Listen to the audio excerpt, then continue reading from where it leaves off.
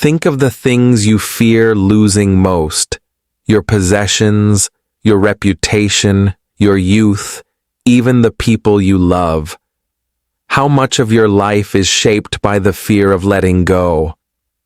The Stoics taught that true freedom does not come from clinging to life's gifts, but from learning to release them. Today, we'll explore one of their most powerful lessons: the art of letting go. We live in a world of constant grasping. We cling to money, chasing promotions and possessions. We cling to approval, shaping ourselves to please others. We cling to the past, reliving memories we cannot change. And we cling to the future, fearing what it may bring. Seneca, the Roman Stoic, wrote, "He who is brave is free." But what kind of bravery did he mean? Not the bravery of facing swords or enemies, but the courage to let go of attachments that enslave us. The prison of possessions. Imagine someone who has worked tirelessly for wealth. They buy houses, cars, clothes, and yet they live in fear. Fear of theft, fear of decline, fear of loss. Their possessions do not belong to them. Rather, they belong to their possessions. The Stoics argued that nothing outside our mind is truly ours. If fate can take it away, it was never permanent. Epictetus reminded his students, "Never say about anything, 'I have lost it,' but instead, 'I have returned it.' Your house, borrowed; your youth, borrowed; even your loved ones, borrowed from nature, destined one day to return. The illusion of control. Clinging comes from a false belief that we can control the flow of life. But reality is constant change. Marcus Aurelius put it simply. Loss is nothing else but change, and change is nature's delight. We resist change because we mistake impermanence for permanence. But impermanence is the rule of life. Like holding sand in our hands, the tighter we grip, the faster it slips away. The Stoics weren't pessimists. They weren't telling us to detach because life is meaningless. They taught letting go because it is the way of nature. Epictetus on desire. Epictetus advised, "Don't demand that things happen as you wish, but wish that they happen as they do." This is not about passivity. It's about aligning your will with reality instead of fighting it. When you release your grip on what you cannot hold forever, you stop struggling. You flow with life instead of against it. Marcus Aurelius on loss. Marcus Aurelius, emperor of Rome, buried many of his children. He faced the greatest pain a parent could know. Yet, he wrote in his meditations, "You have power over your mind, not outside events." Realize this, and you will find strength. Letting go doesn't mean we don't love or that we don't feel pain. It means we accept that nothing is truly ours and that our role is to love fully while we have the chance. How can we use this Stoic principle today? 1. Letting go of grudges. When someone wrongs us, we cling to anger. We replay the insult in our minds. We imagine revenge. But who suffers? Not the offender, us. Marcus Aurelius wrote, "The best revenge is not to be like your enemy. To let go of grudges is to free yourself from chains of bitterness." 2. Letting go of social approval. On social media, many of us chase validation, likes, comments, followers. When they come, we're happy. When they don't, we despair.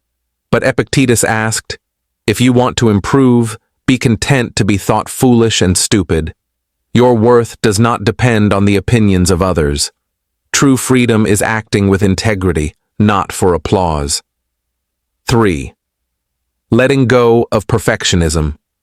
We strive for flawless results, perfect grades, perfect careers, perfect lives, but perfection is an illusion. Seneca wrote, "Begin at once to live and count each separate day as a separate life." When we let go of perfection, we can act boldly, create freely, and live with less fear. Marcus Aurelius, loss of his children. Marcus Aurelius endured the death of multiple children during his reign. Rather than collapse, he reflected, "Everything we have is on loan from fortune." His acceptance didn't erase grief, but it allowed him to continue ruling with wisdom. Cato the Younger, letting go of power. Cato, a Stoic statesman, fought to preserve the Roman Republic. When it fell to Caesar, he chose to end his life rather than serve a dictator. Whether one agrees with his choice or not, his act symbolized a Stoic's refusal to cling to power at the cost of principle. Modern example, athletes. Think of a great athlete who loses the championship after years of training. Many collapse into bitterness. But the Stoic-minded one accepts defeat, learns, and moves forward. They know victory is not in medals, but in effort and discipline. Viktor Frankl, letting go in the camps. In Man's Search for Meaning, Frankl wrote, "When we are no longer able to change a situation, we are challenged to change ourselves by letting go of the illusion of control over external suffering." Frankl found meaning in how he responded. That act of release became an act of inner freedom. The Stoics didn't just theorize, they practiced letting go every day. Here are some methods we can use. 1. Negative visualization. The Stoics often imagined losing what they loved, not to be morbid, but to appreciate it more. Marcus Aurelius wrote, "Do not act as if you were going to live 10,000 years. Death hangs over you. While you live, while it is in your power, be good." When you picture life without what you cling to, you realize its fragility, and you value it more deeply in the present. 2.